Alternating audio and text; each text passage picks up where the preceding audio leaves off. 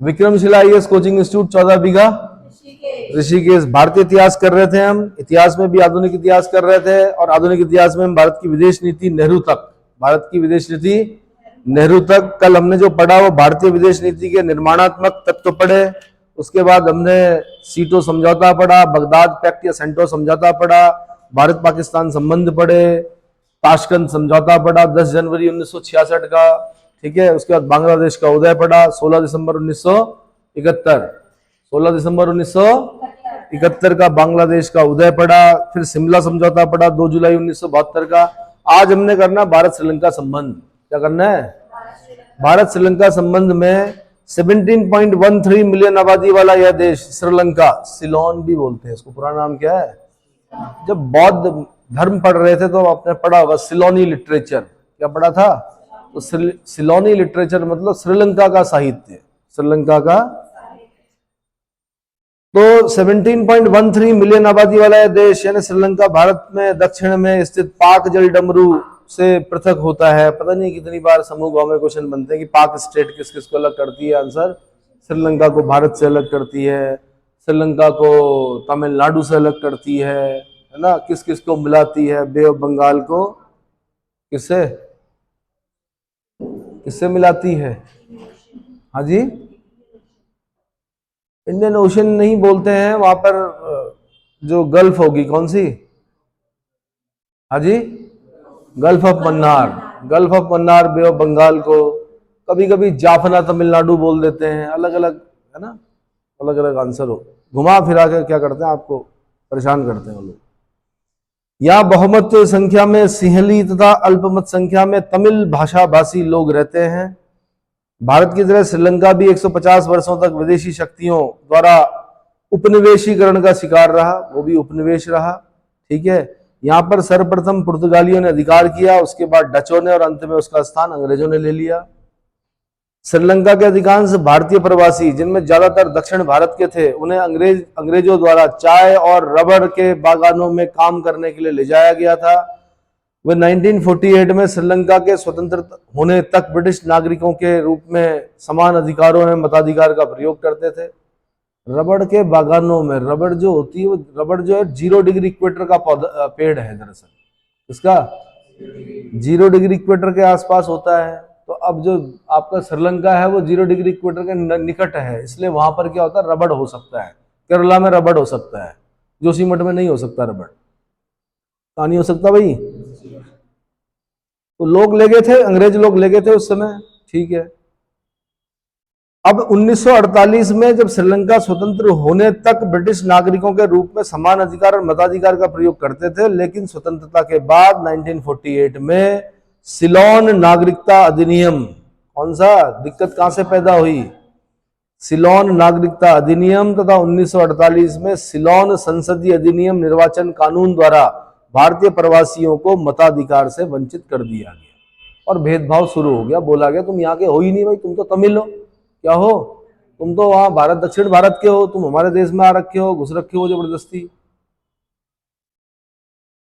तो भाई पहले से ही इस चीज पर ध्यान रखना चाहिए। जब वो जा रहे थे उसी समय मना कर देते, तो इतनी पीढ़ियां, 3 4 5 पीढ़ियां वहां पर क्या काट चुकी हैं दरअसल, ठीक है। 5वीं पीढ़ी बाद आपको कोई बोल दे कि नहीं भाई तुम यहाँ के नहीं हो, तो फिर गड़बड़ हो जाता है। क्या होता है? या तो पहले ही कुछ ऐसे नियम बनाता श्रीलंका, पर श्रीलंका कहाँ से नियम बनाता? अंग्रेजों के अधीन था वो तो। किंतु स्वतंत्रता के बाद 1948 में ये बता दिया मैंने, इस समस्या के समाधान के लिए जनवरी 1954 में श्रीलंका के राष्ट्रपति जॉन कोटलेवाला नई दिल्ली आए और नेहरू के साथ समझौते पर हस्ताक्षर किया, जो नेहरू कोटलेवाला समझौते के नाम से प्रसिद्ध है। किस नाम से? नेहरू कोटलेवाला, एक साथ बोलना है आपने, कोटलेवाला समझौते के नाम से प्रसिद्ध है। मार्च 1954 में श्रीलंका सरकार ने भारतीय मूल के नागरिकों के लिए निवास आज्ञा पत्रों यानी रेजिडेंस परमिट्स का नवीनीकरण स्थगित करने की आज्ञा दे दी, जिससे श्रीलंका में बसे भारतीय प्रवासियों को अवैध निवासी बना दिया गया। बोला गया भाई आप लोग क्या हो? अवैध हो। 1956 के भाषा विवाद के कारण सिंहलियों एवं तमिलों में व्यापक पैमाने पर दंगे होने लगे। फलस्वरूप नागरिकता संबंधी विवाद और भाषा विवाद को समाप्त करने के लिए अक्टूबर 1964 में भारतीय प्रधानमंत्री लाल बहादुर शास्त्री और श्रीलंका के राष्ट्रपति श्रीमती श्रीमाओ भंडार नायके, श्रीमती श्रीमाओ भंडार नायके के बीच एक समझौता हुआ, फिर भी यह विवाद पूरी तरह से नहीं सुलझा और अब तक मनमुटाव का कारण बना हुआ है। ठीक है, फिर आपको पता ही है वो इनका नेता था लिट्टे हुए, फिर वहां पर एलटीटी बोलते हैं, प्रभाकरण उनका नेता था। फिर इनको भगाकर क्या कर दिया गया, जाफना प्रायद्वीप पड़ता श्रीलंका के ऊपर, वहां भेज दिया गया, जाफना में रहे लिट्टे। फिर बड़ा बवाल हुआ श्रीलंका में, मतलब फिदाइन हमले हुए वहां पर, अपने में बम बांध के उड़ा दिया लिट्टों ने, किसको, कई नेताओं को, कई जगहों पर क्या किया, ब्लास्ट किया। कई बार तो ऐसा होता था कि प्रधानमंत्री का भाषण चल रहा, तब तक लिट्टे जो होते थे वो क्या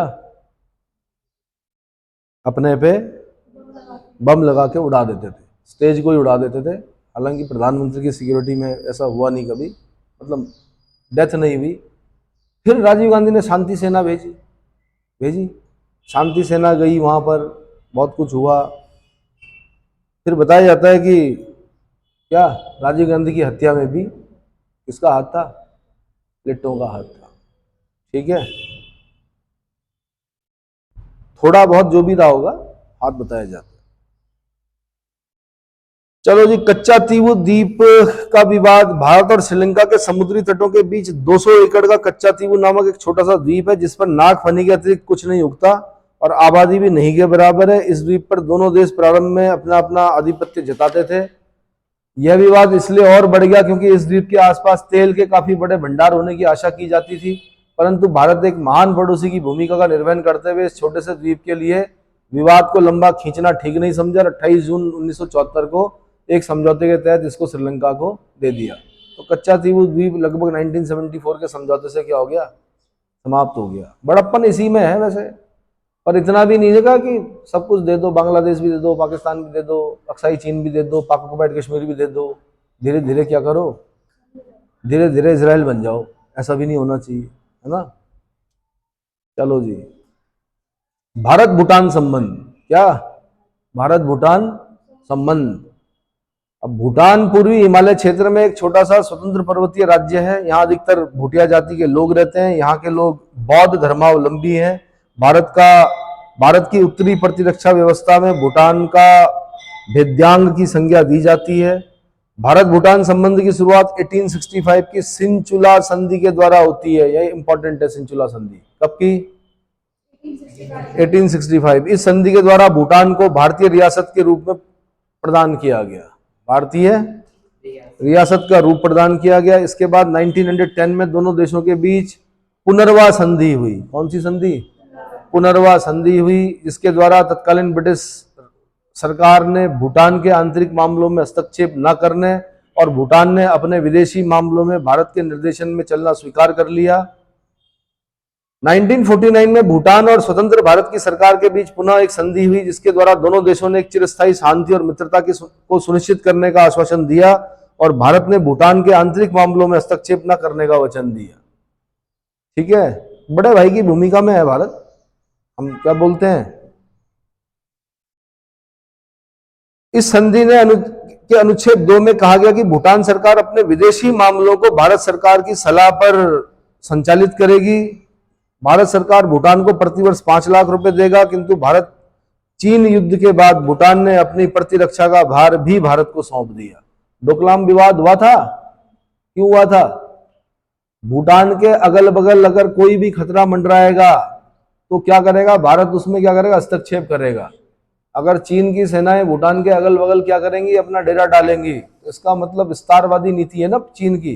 पत्थर लगाते रहते हैं, आज यहाँ लगा दिया, कल उनकी सेना आएगी वहां लगा देगी, क्योंकि वहां तार बाड़ तो है नहीं, ऐसी कोई सीमा तो है नहीं, पत्थरों से ही पता चलता है। और फिर धीरे धीरे धीरे करके क्या, बड़ी गंदी मानसिकता है ये। तिब्बत कैप्चर कर दिया चाइना ने पूरा, ठीक है, सारे तिब्बती लोग कहाँ फिर भारत में शरण लेते हैं, सब लोग यही हैं लगभग। उनकी जो सरकार चलती है वो हिमाचल प्रदेश में धर्मशाला से चलती है। जो दलाई लामा थे, तिब्बती जो गुरु थे दलाई लामा, उन्हें क्या किया गया, शरण दी गई भारत में, धर्मशाला में जगह दी गई, है ना। तो देखो ना, अहिंसो परमो धर्मा पर चलने वाले लोगों के साथ भी क्या होता है, कभी कभी बुरा होता है। ठीक है, सडे साठ्यम समाचरित, सठ के साथ सठता का ही व्यवहार करना चाहिए। फिर दूसरा सिद्धांत ये भी कहता है,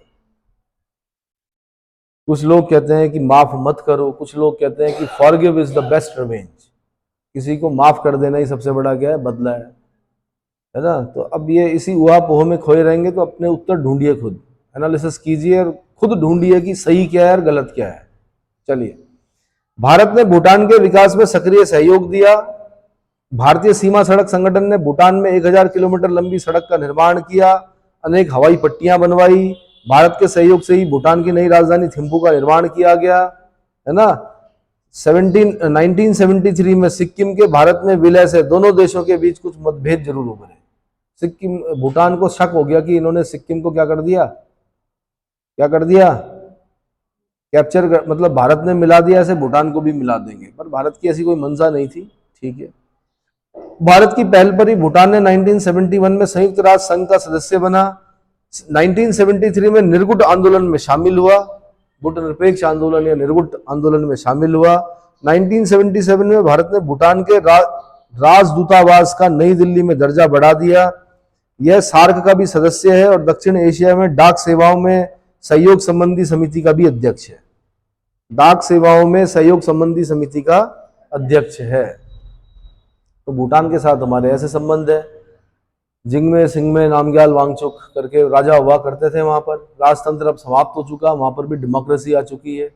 बल्कि भारत के निर्वाचन आयोग ने ही बताया है वहां पर कि क्या कैसे कैसे इलेक्शन कराए जाते हैं। नेपाल में भी डेमोक्रेसी आ गई है। नेपाल पहले हिंदू राष्ट्र था, वो क्या हो गया, वो सेक्युलर राष्ट्र हो गया। वहां पर पुनः हिंदू राष्ट्र बनाने की बात पर क्या कर रहा है, आंदोलन चल रहे हैं कि दोबारा इसको हिंदू राष्ट्र बनाओ। ठीक है,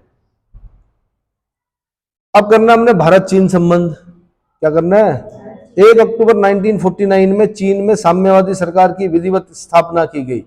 47 में हम आजाद हुए यार, ये 49 में 1 अक्टूबर 1949 में चीन में साम्यवादी सरकार की विधिवत स्थापना की गई। गैर साम्यवादी देशों में भारत ही एकमात्र ऐसा देश था जिसने 30 दिसंबर 1949 को चीन में इस नई सरकार को मान्यता दी थी। भारत ने बहुत कुछ चीन के लिए किया, लेकिन चीन ने भारत के लिए हमेशा रोड़े अटकाए, हमेशा राह में क्या किए, पत्थर रखे उसने। आज हम सिक्योरिटी काउंसिल में अंदर होने की बात कर रहे हैं, यूएनओ की स्थायी सदस्यता की बात कर रहे हैं, कभी हमें मिल रही थी, हमने चीन को दे दी। ब्लंडर किया ये हमने, क्या किया। और आज सबसे बड़ा विरोधी हमारा कौन है, चाइना है। हमें जो सिक्योरिटी काउंसिल में या क्या बोलते हैं स्थायी सदस्यता देने में क्या कर रहा है, यूएन जो स्थायी सदस्यता होती है, मतलब विश्व की इतनी बड़ी जनसंख्या वाला देश और वो स्थायी सदस्य नहीं है यूएनओ का। स्ट्रक्चरल रिफॉर्म की आवश्यकता है यूएनओ में। यूनाइटेड नेशंस ऑर्गेनाइजेशन, संयुक्त राष्ट्र संघ में क्या है, समय के साथ जैसे सब कुछ बदलता है वैसे उसके भी क्या होने चाहिए अब, हाँ, नियम और कानून सब बदले जाने चाहिए, सदस्य बदले जाने चाहिए। और ये भी देखा जाना चाहिए कि शांति के लिए किसने सबसे ज्यादा पहल की है। यूएन की जो स्थापना हुई थी वो विश्व शांति के लिए हुई थी। क्या हुई थी, ताकि तीसरा महायुद्ध ना हो सके। तो तीसरा महायुद्ध ना हो सके उसके लिए किस देश ने सबसे ज्यादा प्रयास किए, उसको स्थायी सदस्यता देनी चाहिए भाई। तो 1 अक्टूबर 1949 में मैंने बता दिया चीन में साम्यवादी सरकार की विधिवत स्थापना हुई। गैर साम्यवादी देशों में भारत ही एकमात्र ऐसा देश था जिसने 30 दिसंबर 1949 को चीन में इस नई सरकार को मान्यता प्रदान कर दी। 1950 में कोरिया युद्ध के समय भारत ने चीन का साथ दिया। कोरिया युद्ध में भारत ने चीन का साथ दिया। 25 अक्टूबर 1950 को चीनी सेना ने तिब्बत पर खुला आक्रमण कर दिया, जिसका भारत सरकार ने विरोध किया, क्योंकि किसी देश पर किसी अन्य देश द्वारा किए गए आक्रमण का हमेशा भारत क्या करता है, विरोध करता है, शांति की बात करता है ना। तो तिब्बत पर जब आक्रमण किया चीनी सेना ने तो उसका भारत ने विरोध किया। पंचशील समझौता, उत्तराखंड का जब आप पीसीएस मेंस लिख रहे होंगे तो वहां पर जरूर आता है ये वाला क्वेश्चन, कौन सा, पंचशील समझौता 1954। 29 अप्रैल 1954 को तिब्बत को लेकर एक समझौता हुआ दोनों देशों के बीच में, नई दिल्ली में हुआ। कहां पर हुआ, नई दिल्ली में हुआ। चीन और भारत के बीच में हुआ। कब हुआ, 29 अप्रैल 1954 को हुआ। ठीक है, और तिब्बत को लेकर हुआ, जो कि पंचशील समझौते के नाम से ही जाना जाता है। पंचशील का आशय है आचरण के 5 सिद्धांत। और ये सिद्धांत कौन कौन से हैं? तो नंबर एक दूसरे की प्रादेशिक अखंडता और सर्वोच्च सत्ता के लिए पारस्परिक सम्मान की भावना। अच्छे शब्दों का प्रयोग करते हुए इसको याद कर लीजिए पहले, ठीक है? धीरे धीरे आपकी टंग पर आ जाएंगे ये शब्द। एक दूसरे की प्रादेशिक अखंडता और सर्वोच्च सत्ता के लिए पारस्परिक सम्मान की भावना, पहला वाला। दूसरा, अनाक्रमण की भावना।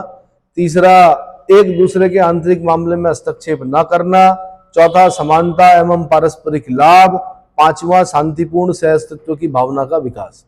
सिर्फ इतना अगर आपने लिख दिया 50 शब्दों में तो समझ लो 4 नंबर मिल गए मेंस में। कितने?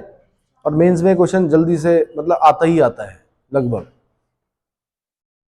पंचशील समझौते के अनुसार भारत ने अंग्रेजों से विरासत में प्राप्त उन सभी विशेषाधिकारों का परित्याग कर दिया जो अब तक उसे तिब्बत में प्राप्त थे।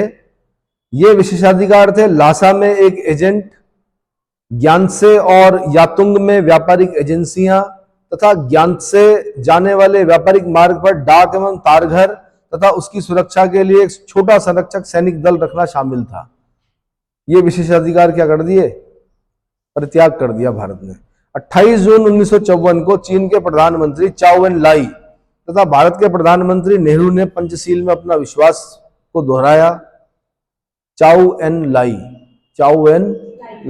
और भारत में कौन? प्रधानमंत्री नेहरू। इस मैत्री संबंध में छिद्र तब प्रकट हुआ जब जुलाई 1958 में चीन ने ऐसे मानचित्र प्रकाशित कर दिए जिसमें लद्दाख से लेकर असम सीमा तक के हिमालय प्रदेश के 13,20,90 यानी 132,090 वर्ग किलोमीटर भारतीय भूभाग को चीनी राज्य के भूभाग के रूप में दर्शाया गया। क्या दिखाया गया? होता है ना, कईयों को संदेह होता है कि ये जमीन भी हमारी, अगल वाली और बगल वाली भी हमारी, और होते हैं कई इस प्रवृत्ति के लोग, तो चीन भी उसी प्रवृत्ति में है ना। ठीक है। 1959 में संकट काल तब आया जब तिब्बतियों ने चीन के विरुद्ध खुला विद्रोह कर दिया। फलस्वरूप चीन ने तिब्बत को रौंद डाला और वहां वास्तव में आतंक का राज्य लागू किया। परिणाम स्वरूप तिब्बत के पार्थिव एवं धार्मिक गुरु दलाई लामा को बहुसंख्यक तिब्बतियों के साथ भारत में शरण लेनी पड़ी। चीन ने इस घटना के लिए भारत को दोषी ठहराया और 1959 में ही चीन ने हिमालय के भारतीय क्षेत्रों पर चढ़ाई कर दी। भारतीयों ने कड़ा प्रतिवाद एवं समझौते दोनों का प्रयास किया, किंतु इसके बावजूद चीन ने भारत के लगभग 31,000 वर्ग किलोमीटर क्षेत्र पर कब्जा कर दिया। और ये वहां प्रचारित भी करता है, ये ऐसा बोलता है कि तिब्बतियों के आतंकी कैंप चल रहे हैं। भाई कहाँ चल रहे हैं? तिब्बती तो बहुत ही क्या अहिंसक लोग होते हैं, अपना चुपचाप व्यापार करते हैं। भोटिया मार्केट देखे होंगे आपने, चाहे दिल्ली में टैंक रोड चले जाओ, चाहे आप देहरादून चले जाओ, राजपुर चले जाओ, जहां जहां तिब्बती होंगे वहां शांति व्यवस्था होगी और खाने को भी मिलेगा आपको थोकपा, छोछो और क्या मोमोज। जो कल्चर आया है उत्तराखंड में वो कहीं ना कहीं किसका है? तिब्बतियों का लाया हुआ है ना, है ना। थोकपा ही बोलते हैं भाई। और चाउमीन भी वही लाए। चाइनीज फूड है तो तिब्बतियन फूड भी तो होगा। चाउमीन बहुत पहले से मिलती है चाउमीन। ये तो अन्य देश के अन्य लोग तो बाद में खा रहे हैं, देहरादून के लोग तो बहुत पहले से खा रहे हैं तिब्बती मार्केट में। ठीक है। तो अब भारत चीन युद्ध भाई 1962 क्या हुआ? भारत चीन युद्ध 1962। 8 सितंबर 1962 को चीन ने भारत पर आक्रमण कर दिया और 20 अक्टूबर 1962 में लगभग 30,000 चीनी सैनिकों ने लद्दाख और असम के उत्तर में स्थित NEFA, north east frontier lines agency पर भारी आक्रमण कर दिया। 1 दिसंबर 1962 को भारतीय प्रधानमंत्री नेहरू ने चाउ एन लाई को कम से कम 8 सितंबर 1962 से पूर्व की यथास्थिति को वापस लाने का एक स्पष्ट एवं सीधा प्रस्ताव भेजा ताकि शांतिपूर्ण एवं अपेक्षित वातावरण का निर्माण किया जा सके। इतना क्लियर हो गया? 1962 भारत चीन युद्ध, और दुर्भाग्य से इसमें क्या हुई? हमारी पराजय हुई। ठीक है, संसाधनों के अभाव में। कोलंबो सम्मेलन 1962। भारत चीन विवाद का शांतिपूर्ण ढंग से सुलझाने के लिए कुछ एशियाई और अफ्रीकी राष्ट्रों जैसे श्रीलंका, बर्मा, कंबोडिया, मलेशिया, घाना, संयुक्त अरब अमीरात सहित 6 देशों का 1962 ईस्वी में कोलंबो में 10 से 12 दिसंबर के बीच में एक सम्मेलन हुआ जिसे कोलंबो सम्मेलन के नाम से जाना जाता है। किस सम्मेलन के नाम से? यद्यपि भारत ने इस सम्मेलन में पास प्रस्तावों को स्वीकार कर लिया, किंतु चीन ने न केवल इसे मानने से इनकार कर दिया, उल्टे इन प्रस्तावों का खुला उल्लंघन करते हुए उसने भारत के लद्दाख क्षेत्र में 7 सैनिक चौकियां स्थापित कर ली तथा तथाकथित नियंत्रण रेखा के समानांतर पत्थर के ढेर जमा कर लिए और भारतीय सीमा के पास अपनी सैनिक शक्ति का विस्तार जारी रखा। आज भी लद्दाख का 36,260 वर्ग किलोमीटर और अरुणाचल प्रदेश नेफा का 5,180 वर्ग किलोमीटर क्षेत्र चीनियों के कब्जे में है। 21 नवंबर 1962 को चीन ने एक पक्षीय युद्ध विराम की घोषणा कर दी। चीन ने सन 1964 को अपना प्रथम आणविक विस्फोट किया, जिससे भारत में बेचैनी की लहर फैल गई। इसने भारत की सारी प्राथमिकताएं बदल डाली। और फिर इंदिरा गांधी जी के समय में हंसते हुए बुद्ध, पहला परमाणु परीक्षण किया गया। कब? 19 डेट बताइए पोखरण परमाणु परीक्षण का। हंसते हुए बुद्ध मतलब लाफिंग बुद्धा, लाफिंग बुद्धा। और तब हम परमाणु शस्त्र संपन्न देशों की सूची में शामिल हो गए। और अचानक से विकसित देशों को क्या हो गया? आग लग गई कि भाई भारत ने कैसे कर दिया परमाणु परीक्षण। समझ में आया? तो नॉन प्रोलिफरेशन ट्रीटी पर हम साइन क्यों नहीं करते हैं? क्योंकि पक्षपात पूर्ण है। क्या करती है वो? एक सन तय करती है, बोलती कि इससे पहले जिन्होंने परमाणु परीक्षण किए वो जायज, और इसके बाद जिन्होंने परमाणु परीक्षण किए वो नाजायज। ऐसा तो नहीं हो सकता। हो सकता है क्या? हाँ जी, क्या पूछा था मैंने? डेट बतानी है पोखरण परमाणु पर। 18 मई 1974 का दिन था। क्या किया गया? हंसते हुए बुद्ध, लाफिंग बुद्धा, है ना। हम बुद्ध भी हैं तो युद्ध भी है। क्या है? अगर छेड़ोगे तो फिर युद्ध है, अगर शांत रहोगे तो बुद्ध है। चलो जी, कहां तक पहुंचे हम? और हमने अपनी परमाणु नीति में बोल भी दिया, नो फर्स्ट यूज, पहले प्रयोग नहीं करेंगे हम। क्या नहीं करेंगे? ना तो हम पहले प्रयोग करेंगे, ना ही एक ऐसे देश के विरुद्ध प्रयोग करेंगे जिसके पास परमाणु शक्ति नहीं है। माना कोई देश ऐसा है जिसके पास परमाणु बम नहीं है, उस पर परमाणु हमला नहीं करेंगे हम। और हम परमाणु हमला पहले नहीं करेंगे। लेकिन अगर हम पर, ये लिखा हुआ नहीं है लेकिन हिडन है, अगर हम पर परमाणु शस्त्रों का प्रयोग किया जाता है या जैविक हमला किया जाता है तो हम उसको निस्तेनाबूद कर देंगे। क्या कर देंगे? ये लिखा हुआ नहीं है, ये हिडन होती है कुछ चीजें। क्या होती है? अरे भाई, इस भाषा का प्रयोग मत करना, निस्तेनाबूद कर देंगे। इस भाषा का प्रयोग नहीं करते। मैं आपको बता रहा हूं कि हमने अपने विकल्प खुले रखे हैं कि अगर हम पर हमला होगा तब हम भी हमला करेंगे, और अब बहुत जोरदार हमला करेंगे। ठीक है? ये जब कोरोना आया तभी तो चीन छुपा रहा था, क्योंकि क्या था? जैविक हमला था। एक बार पता चल जाता जैविक हमला है तो कई देशों के आक्रमण होते हैं उस पर, परमाणु हमले होते हैं। हालांकि ये समय है नहीं अब कि कहीं पर परमाणु हमला किया जा सके। बहुत सारे प्रतिबंध झेलने पड़ेंगे भाई। कई लोग मर गए लेकिन काल के ग्रास में चले गए, है ना। उसमें कुछ हमारे मित्र भी थे। चलो, तो भारत सोवियत संघ एवं पश्चिमी शक्ति, ये कहां तक पहुंचे भाई हम? चीन ने सन 1964 में अपना प्रथम परमाणु परीक्षण किया। अच्छा, एक हमने पोखरण परीक्षण कब किया आपने बताया? 18 मई 1974। और फिर हमने अटल बिहारी वाजपेयी जी के समय में फिर परमाणु परीक्षण किया। 5 परमाणु परीक्षण किए। कब? डेट बताइए। 2 डेट्स हैं उसमें। खासकर डिफेंस में जो जाने के इच्छुक लोग हैं वो अपना डेट तैयार रखें बिल्कुल, और नाम याद रखें कि क्या नाम था। शक्ति था? क्या था? ऑपरेशन शक्ति था। डेट बताइए भाई। 2 डेट बतानी है आपने। तो साथ में याद रखिए कि हम परमाणु शस्त्र संपन्न की सूची में आते हैं। ऑपरेशन शक्ति डेट 11 और 13 मई 1998। 11 और 13 मई 1998, है ना। तो हम ये परमाणु परीक्षण करके शस्त्र संपन्न देशों की सूची में आ गए। इसके बाद हमने पढ़ना भाई भारत सोवियत संघ। क्या पढ़ना है? भारत सोवियत संघ और पश्चिमी शक्तियां। ठीक, तो थोड़ा ही रह गया। उसके बाद हम एंशिएंट हिस्ट्री स्टार्ट करेंगे। क्या करेंगे? जो कि आपको बहुत टफ लगती है। टफ नहीं है, बहुत इंटरेस्टिंग है।